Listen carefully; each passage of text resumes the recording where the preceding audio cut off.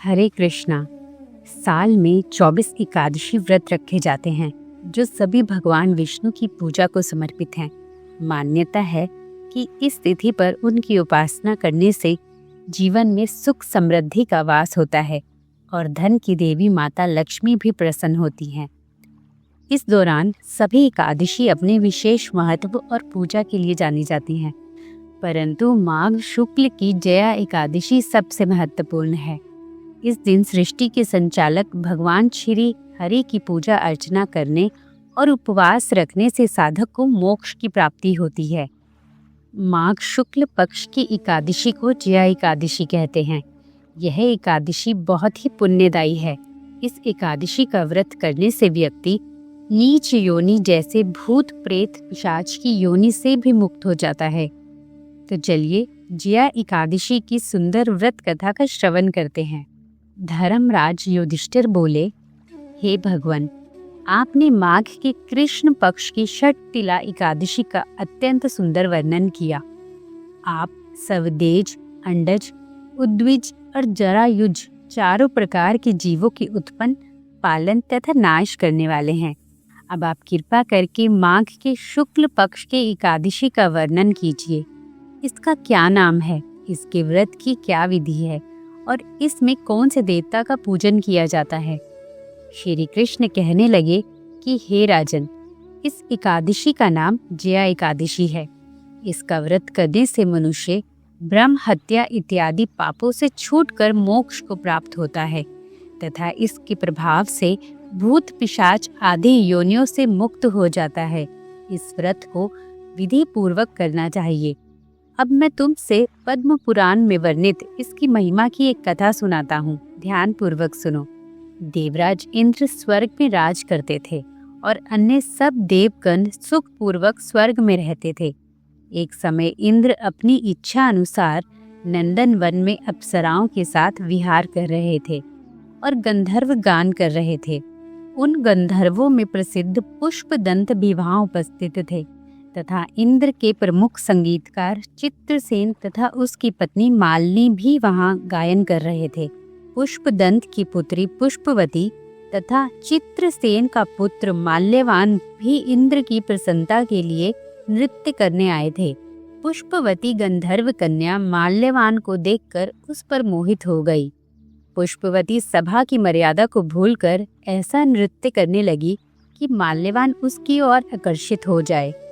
उसने अपने रूप लावण्य और हाव भाव से माल्यवान को वश में कर लिया। हे राजन, वह पुष्पवती अत्यंत सुंदर थी। अब वे इंद्र को प्रसन्न करने के लिए गान करने लगे, परंतु परस्पर मोहित हो जाने के कारण उनका चित्त भ्रमित हो गया था, जिस कारण स्वर ताल छूट गए थे। इनके ठीक प्रकार से ना गाने तथा स्वर ताल ठीक नहीं होने से इंद्र इनके प्रेम को समझ गया। इंद्र को पुष्पवती और माल्यवान के अमर्यादित कृत्य पर क्रोध आ गया और उन्होंने दोनों को श्राप दे दिया कि आप स्वर्ग से वंचित हो जाएं और पृथ्वी पर निवास करें। मृत्युलोक में अति नीच पिशाच योनि आप दोनों को प्राप्त हो। इस श्राप के कारण वह दोनों तत्काल पिशाच बन गए और हिमालय पर्वत पर एक वृक्ष पर दोनों का निवास बन गया और हिमालय पर्वत पर दुख पूर्वक अपना जीवन व्यतीत करने लगे। उन्हें गंध, रस तथा स्पर्श आदि का कुछ भी ज्ञान नहीं था। वहाँ उनको अत्यंत दुख मिल रहा था। उन्हें एक क्षण के लिए भी निद्रा नहीं आती थी। उस जगह अत्यंत ठंड थी, जिससे उनके रोंगटे खड़े हो जाते थे और मारे शीत के दांत बजते रहते। एक दिन पिशाच ने अपनी स्त्री से कहा कि पिछले जन्म में हमने ऐसे कौन से पाप किए थे जिससे हमको यह दुखदायी पिशाच योनि प्राप्त हुई। इस पिशाच योनि से तो नरक के दुख सहना ही उत्तम है, अतः हमें अब किसी प्रकार का पाप नहीं करना चाहिए। इस प्रकार विचार करते हुए वे अपने दिन व्यतीत कर रहे थे। देव योग से तभी माघ मास में शुक्ल पक्ष की जया नामक एकादशी आई। उस दिन उन्होंने कुछ भी भोजन नहीं किया और ना ही कोई पाप कर्म ही किया, केवल फल फूल खाकर ही दिन व्यतीत किया और सायंकाल के समय महान दुख से पीपल के वृक्ष के नीचे बैठ गए। उस समय सूर्य भगवान अस्त हो रहे थे। उस रात को अत्यंत ठंड थी। जिस कारण वह अति दुखित होकर मृत के समान यूं ही पड़े रहे। उस रात्रि उनको निंद्रा भी नहीं आई। ठंड के कारण दोनों की मृत्यु हो गई और अनजाने में जया एकादशी का व्रत हो जाने से दोनों को पिशाच योनि से मुक्ति भी मिल गई। अब माल्यवान और पुष्पवती पहले से भी सुंदर हो गए और स्वर्ग में उन्हें स्थान मिल गया। देवराज ने जब दोनों को देखा तो चकित रह गए और पिशाच योनि से मुक्ति कैसे मिली यह पूछा। माल्यवान ने कहा, यह भगवान विष्णु की जया एकादशी का प्रभाव है। हम इस एकादशी के प्रभाव से पिशाच योनि से मुक्त हुए हैं। इंद्र इससे अति प्रसन्न हुए और कहा कि आप जगदीश्वर के भक्त हैं, इसलिए अब आप मेरे लिए भी आदरणीय हैं। आप स्वर्ग में आनंद पूर्वक विहार करें।